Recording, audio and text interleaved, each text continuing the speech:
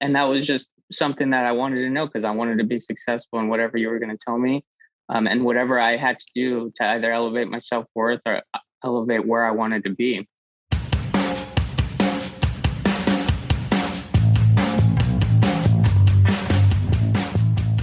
Welcome to the Motive for Life radio show. This is Robert Christensen. Thank you for joining me. This week, we have a special guest named Alex Christian. Alex is a student of the Motive for Life program, but not just any student. He came to me in a pretty unorthodox and different way. His journey is a fantastic story, and I wanted to share it with you all. Thank you for joining us today, and we'll catch you on the flip side. Hey, Alex, welcome to the show. Hey, Robert, how you doing? I'm doing really well. Thanks for joining us, man. We had a bit of a circus getting on here, didn't we? We sure did. Oh my gosh. You have, how many kids you have? I have 2.5. I assume the 0.5 is on the way, right? Yes, sir. That's awesome, man. Congratulations on the new one coming. Thank you. We're thinking this one's a boy. She's usually got the sickness with the girl, but she's been pretty steady with this one. So we think this one's a boy. Oh, that's amazing, man. Well, boy or girl, I'm quite certain you don't really care which way, but healthy and positive all the way around, I assume. Absolutely. So, hey, we got a few stories, don't we, between us that I think is really cool. Thanks for joining, because I considered, how we were going to do this interview when I was preparing, and I said to myself, Alex is a different cat. He came to me in a completely unorthodox way that I wouldn't say it's unorthodox. It's just unique. Unorthodox is definitely not the right word. Unique. Why don't you tell that story? Because I think it's really interesting. And then what propelled you to actually do what you did?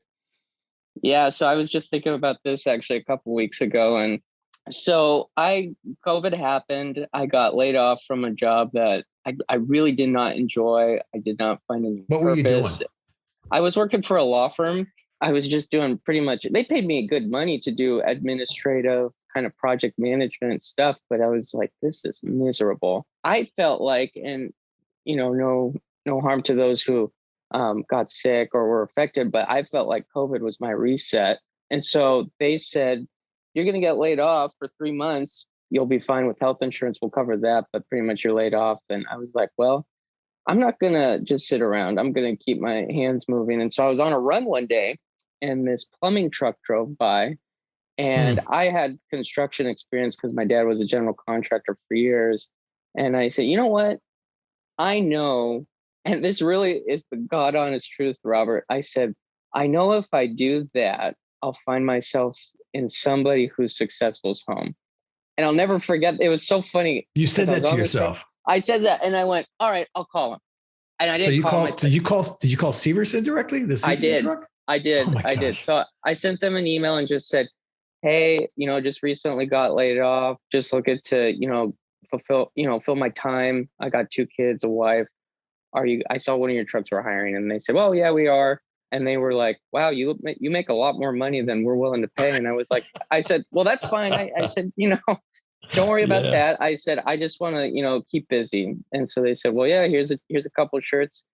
And check this out. That first Monday, I'm in your house. Oh, really? So that was your first day of work? That was my first day at work. I didn't know that. I thought you had a few weeks under your belt. I remember that you were moving around. I could see in your face that you really didn't know what you're doing, that you were being mentored by the guys there. But that's what I like about that company. By the way, side note about them, they've been doing the plumbing for my houses for a number of years. Like my wife, Kim, just goes, if there's something wrong with the plumbing, she says, I just call Stevens. I said, yeah. I mean, I literally trust them with my children. That's how much I trust the company, because they're just super ethical and they show up on time and all that kind of stuff like that, So I found myself working in a garage. I knew I had my basic construction understanding. So I understood plumbing, I understood electrical, but we were working in your garage and we were sitting for lunch, and I'm like, I'm going to ask this guy if I can catch him at the right time. What does he do for a living? I think it was the 3rd or 4th day we were in the house. You said something, and I don't remember entirely what you said, but you said, guys, there's more to life than what you're doing. And you didn't mean it like a diss, like, being a plumber is a great trade. There's nothing wrong with that. Oh, hell but you yeah. can exactly. Yeah. And I'm sure Yeah. you've seen the bills, but you know, Let me be clear, man. You can probably be out there and be in the financial world and making $1 million, or you can open a plumbing company. exactly. But you were talking about raising your self-worth, and I didn't catch Yes. that at the time. So I just went, you know what? This is the opportune time. So I stopped you in your kitchen and I said, if you don't mind me asking, what do you do? And you told me, and you said, I also help young men figure out their life. And I went, cool. Will you help me? You know, kind of the rest is history. And we talked that first phone call. You brought up some questions that I had heard before, and it was just 1 week at a time. I'm somebody who's very disciplined, and I'm always appreciative when somebody's willing to give their time, because I'm willing to give my time. And with you, it was always like, hey, you could call me once a week. That's totally fine. And I think I've kind of remained true. I haven't called you once a week, but I've at least remained true to staying in touch at least once a week, because I value the relationship. Yeah, you have. I remember specifically the conversation. I remember it a little differently. I think from my perspective, how I remember it, I remember seeing you there with the other men that were working, and God, there was quite the crew, wasn't it? It was a big job. We had the house repiped. Matter of fact, the whole house was literally destroyed, and we were living in it. Right this was in the middle of right when the lockdown happened. It's like April, May timeframe right there. It was May. That was the first month I started. Yep. Yeah, it was May, and it was we had to fix the house, but COVID or otherwise, right? We had to fix the house. We had to get a repipe done, and the kitchen was all blown out. I mean, it was a bit of a scary time. You actually came up to me and asked me about my vision board. Oh, that you're right. That was the first conversation, and I just said casually, "Is that a vision board?" And you're like, "Yeah, that's my vision board." And then I went back to work, and then the second time I approached you, I asked you, "What do you actually do?" Right. How did you create this lifestyle? So I remember specifically, because I hadn't looked at the vision board in a while. I said to you, "Yeah, I've done everything on that board except for purchase the beachfront property." Right. And you just looked at me. And so it hadn't come to my mind. And then when I walked away, I go, "Damn, I did that." Right. It's already happened. All those things happened that I had on this vision board. It only been 18 months since I put the vision board together. Right. So that was the part that was really interesting about our connection. We were talking. I remember the second meeting, I said to myself, I'm going to ask him how many people actually stick with this. And so we were talking, I did the homework like you had asked. And I said, Robert, how many people actually stay with you? And I'm pretty sure you said 1 in 1,000. I could have that number wrong. I think I was joking. Yes. Yeah. But I remember you saying that, and I really wasn't surprised, because it kind of I just kind of know a third. I was like, when you said that, I said in my mind, well, that's not going to be me. I'm not going to be that person. And you said, it might be because I tell you something you don't want to hear. It might be because, you just fall off. And then you say to yourself, I haven't talked to Robert in a while. I should get back on that. And that was just something that I wanted to know, because I wanted to be successful in whatever you were going to tell me, and whatever I had to do to either elevate my self-worth or elevate where I wanted to be. That's really interesting, Alex, because you were one of the very few people that asked me that question. And I thought about it. About 1 out of 10 of those people who I offer to do coaching like we did with you actually follow through. And it's about 1 out of 10. And the reason it's 1 out of 10 is because we didn't exchange money back and forth. I typically find that when it's a free service, people don't follow through. They don't have any skin in the game. They walk away. They don't. But like I said, if I say something that they don't want to hear, they just stop. Right, stuff like that. But you were different, and you called every week. You followed up. You had questions every time we talked. You had them all lined up.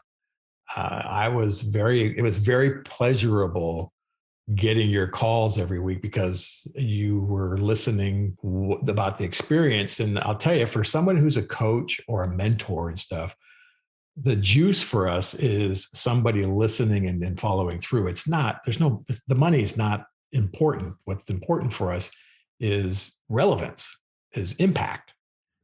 And right. You were starting to do that. And so what was some of the things that I was asking you to do that were a little uncomfortable? right? Because I know there's some of them were easy, but other ones were a bit uncomfortable. Well, I think just the overall uncomfortable was I came from somewhere that had talked about personal development and personal growth. And maybe the way it was spoken to me, I kind of was jaded by it. And so then here's this other guy who's telling me very similar things. And I kind of was just like, you know what? I've heard all this stuff before. I'm kind of skeptical again. And so you saying, well, I've done this and I've done this, and it's all because I raised my self-worth. And I went, yeah, I've heard this before. And so that I think was the hardest part, was really just being open. And I think what changed though? But what, come on. So let's be clear. What changed? My self-worth, I would say. No. I meant so let's think about it. All right. So if you heard it all before, yes. What was different? Probably, I guess, well, you know what? I know what it was. It was your results. That was what it was. That was the reason that kept me calling you once a week. There were other people who told me these things. Hey, you could have a great life. You could do this. You could be this. But the results really weren't tangible for me to see. And as skeptical as I was, I couldn't deny, like, well, he has these things. He has a successful marriage. He has 2 wonderful kids. He has a great lifestyle. Why wouldn't I keep calling him? Put your skepticisms aside. He has that. I don't have that. And I think that's what created that belief. And then there were instances with us moving forward that happened in my career where I was like, wow, he was right. Yeah. Well, you were playing small ball. Okay. I was. On your little side hustle. What was that side hustle you were doing? You were doing handyman work, right? Yes, sir. You were on a job site or something like that, and you were charging a certain number. And what did I tell you to double it or something like that? Yeah. So tell how'd that go? So I got out of plumbing. I said, Robert, I think I'm going to go be an electrician. I kind of learned that a little bit, and then I went, I don't really want to do this. And a big turning point, I'll never forget this phone call.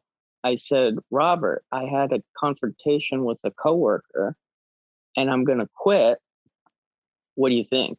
And I don't know why I needed to ask her permission about that. I still, to this day, I'm like, why did I do that? And you said, well, can you feed your family? And I said, yeah, absolutely. And he said, well, you should have done it yesterday. Exactly. Right. And oh my gosh, I get it now. And that was a huge turning point where I'm like, I know who I am. I know my capabilities. I know what I can bring and what I can give a company, an organization, my family. That was a huge turning point in my life. But it's a milestone for sure. You started doing what, handyman work and electrician? Yes. So I did plumbing and electrical. And my first month on my own, I made $7,000. And I was trying to start this networking communications business on the side of that. And I was getting close. I got one client through some acquaintances. Somebody reached out to me in the following month asking if I wanted to come work with them. And I was like, well, this is going to be an amazing education. And they gave me money that I've never been paid for as a W-2. I've never been paid like that before. And it was just kind of like, I can't believe all this is happening within from May to, I don't know, 7-8 month journey. Yeah. So let's do so we're in August right now. So you've been at it a year and 3 months since you and I talked. Right? Yes, sir. Could you have stitched together this trajectory that you are on right now? Oh no, right. Couldn't have ever seen it the first time I talked to you. Well, that's the part I was really wanting to drive into, is that you were unable to visualize it. This is the challenge, right? That worthiness, that self-worth says, oh, I don't know how to do that. And 2, even if I see it, that is too hard or too difficult, or I don't understand how it works and that kind of stuff like that. And so I think that's what's so unique about your story, is that you were willing, you were so teachable. This is why I wanted you on the show so much, Alex, by the way. And it's a piece that I think is absolutely critical to your continued growth, because you're young, you have a great family, you have a great future. You're on track for what right now in the education side? I think the last time we talked. So I made a goal in 3 months to take the Cisco Certified Network Administrator test.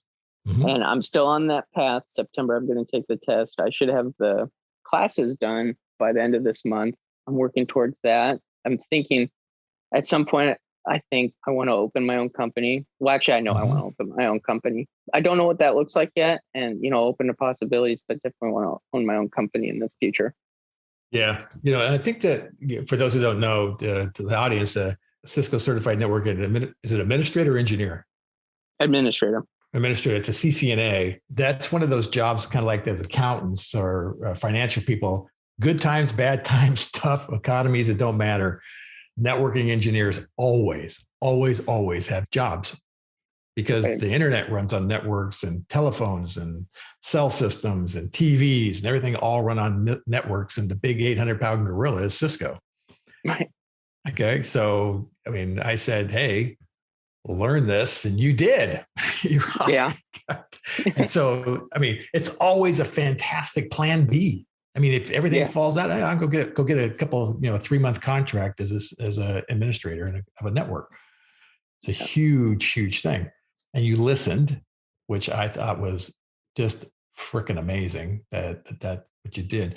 Okay, so let's talk a little bit about why do you want to own your own business? What is that about you, do you think? I think the first thing, it came from my past. My grandfather owned one. My dad owned one. My Oh, so my dad. it's passed down through the family tree then, huh? That's just part of Yeah, it. I mean, it was never an aversion to risk or anything like that. I always knew I Mhm. could do it. I just didn't know what.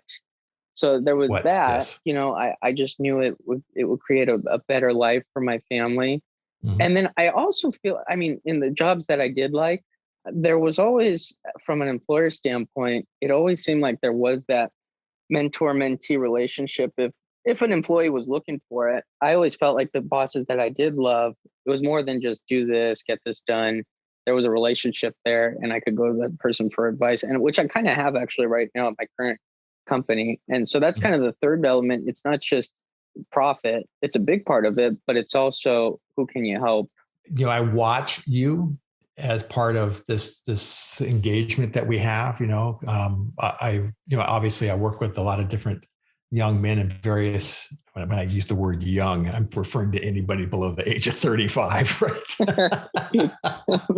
So let's just be clear on that one. When we use the word affectionately called young, but you were constantly asking me questions about how do I get involved with doing what I do. And so tell me where that's coming from. Why were you ping me on that? Can you give an example? Yeah, well, you would call me up and say, hey, Robert, I want to get involved with helping young men be better people and giving them guidance and stuff like that. And how do I start doing what you do? Specifically, you asked me that like about a month and a half ago. Right. Yeah. Well, believe it or not, I still do that with other people. I'm a naturally curious person, but Mm. I had sports, and I know that person there did it, so they have something they can give me. And kind of a life motto I've created in the last year is, you're only you're only a few people away from changing your life. And so if that's something that you have an interest in or a desire in, anybody can be talked to. You just have to open your mouth and be willing to listen and be coached. And so with you, you have so many different things going on, that I'm just always fascinated. Like, well, okay, so how did this occur? How did you get into this? I get you. All right. Yeah, Because it's not that you wanted that you were looking to go get into life coaching. yeah, exactly, exactly. Okay, all right. So that's a bit of ego on my part, right? So I sit and go, "What's he want to do?" And so I immediately thought that that's what you're just trying to acquire information. Is what you're doing. Yeah, and I'm Yeah. just I if there's a way, and I'm still trying to figure this out as a side business, side hustle, or just a passion. If there's a way where I could just figure out how to talk to people about their stories, I would just be in heaven. Just every day, just like I did it at the gym the other day. I was at the gym and I overheard the sales guy say, "Yeah, dude, I made $5,000 this week." And so I asked him, I went, "Wait a minute. Sorry to interrupt, but did you say you made $5,000 this week?" And he said, "Yeah." And I said, "Doing just sales?" And he's like, "Yeah, yeah, yeah." And I said, "How did you get into this?" And he said, why, do you want a job? I was like, oh, no, I'm totally fine. I may know someone who wants a job, but that's just amazing to me that in 1 week you were able to do $5,000. That just really gets my juices going. I don't know why. Yeah. He's excited and he's got opportunity. Success is what I think that we're attracted to. So just curious, I'm going to pull on this thread. What did he do to earn $5,000? He sold a bunch of memberships, but it was also the memberships. He kind of was the salesperson for this particular trainer. It wasn't just your generalized trainer. This guy worked on like flexibility and things like that. So he was getting commissions off that as well. So with memberships, as well as kind of being the network for the sales people, for not for the sales people, I'm sorry, for the trainers, he was raking that in. Okay. All right. Which is an interesting thing. I was talking to one of my clients, another young man, he wants to be a firefighter. Right. And so he's training like that. But every time we get together and do our sessions together, he would say all about his training and his talk about that. And I go, how do you know so much? He said, I got certified, several years ago and at this, and this. And I guess, so you know a lot about this stuff. And he says, oh yeah. No, by the way, I had a side hustle training high school students that are transitioning from high school into college, and they lose their coach is what happens. And, wow.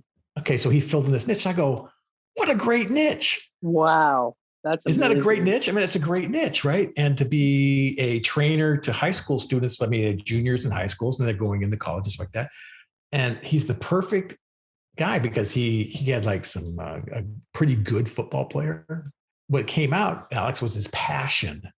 But he wants to be a fireman, but his real juice that he got was working with young men, training them to be athletes and to improve their physical, abilities. And so as soon as we started talking about it, we were like off and running, right? Much like what you're saying there, about people's passions and stuff like that. So totally relate to that kind of conversation. And so kind of what are you working on right now in your personal development? What's on your list? The things that you say, you know what, I think I could do better here, and I'm going to try to move the needle on it. Yeah. Well, big thing is being a parent right now and kind of implementing the things I've learned from the past year into my daughter. She's, almost 2, so she's not getting it as much, but my son's almost turning 4, really pushing him out of his comfort zone and elevating his self-worth. Because there was an incident I told you about where he kind of said, somebody was trying to talk to him and he said, no, I'm shy. He flat out said that to the person. And I went, okay, we got to work on that. And from that day on, I kept saying, Grayson, stick out your hand, say, nice to meet you. And it's amazing. Today he was going around, we went to breakfast for a birthday and he was making friends everywhere he went. Just saying, nice to meet you. Cause he thought it was funny. He just got a kick out of it, but really just putting self-worth into my children right now is one of the biggest things. I respect my father so much. My father built a company with pneumonia in 3 months. Seeing that, I just want to be the best at it I can, because I have a great example of a father for me to work hard for my kids. And then on that, I'm still looking for, I love my job, but I'm looking at how to fill that passion that I have. And that's kind of what I'm working on right now. I get it. Yeah. We always should have, 2 or 3 things going that keep us engaged. I was listening to a podcast with Tim Ferriss, and he had on, I can't remember the guy's name, but he defines success. When he works with his students and his faculty and stuff like that, one of the big things they ask is that, how do you define success? And success is very contextual, Alex. Success right now for you is around family and getting your kids to a certain point in life and to build up their self-esteem and their self-worth and stuff. But as you get older and you change, success takes on different meanings and stuff like that. So success for me is going to be different than success for you at different times in your life. One of the key aspects of success is, are you engaged? Are you engaged in what you're doing? Meaning that you could do this and time flies by, and are you doing things that inspire you? I think also what I'm working on too is I wanted to find a mentor in real estate. And so I actually just had a phone call last week with somebody. He's a multifamily investor. And we had a phone call. It was a great phone call. And, I was just trying to see if this was something I had interest in. We were talking more, and he said, free to call me anytime. I love this business. I think he owns 3 apartments, a couple triplexes and duplexes. And it was a great conversation, and I got really excited. But I also wanted to, see like, okay, is this something that I could be really passionate about and like put a lot of time and effort into, or is it something that just kind of sounds cool right now? I wanted to know, and I wanted a coach. And so I reached out to this guy, and thankfully he returned my call. And he said, I'm totally happy to help you in any way. And so that's kind of the word. And my wife and I, we were killing it at one time together in a business. We were, we sat down and talked about it, and she said, could this be something we do together? And I said, it absolutely can. This guy is doing it with his wife, and the potential is totally there. So I have a lot of other things on my plate, but I've also gotten the ball rolling on that as well. Well, you used the same tactic as you used on me. I know, I sure did. Well, think about it. The answer is always going to be no if you don't ask. Exactly. If you don't ask, you don't get. You don't get. So what did you do? You basically said, there's somebody over there I respect. I like the results that they're getting. I'm going to go over there, ask them what they're doing. If I like what I hear, I'm going to ask them if they would mentor me. Yep. Love it. Exactly. Yes, sir. So I love that. Alex. Well, you keep doing that, by the way. You just keep at that. Right? But I just want to say thanks for coming on the show, man. It's been really, really, you've been a gift in my life. And I wanted to let you know that you give me purpose, because you have been just an A+ student for the whole time. And I really appreciate, I love you. I think that you and your family are great. And I want to just say, keep doing what you're doing. Thank you, Robert. I appreciate everything you've done for me and my family.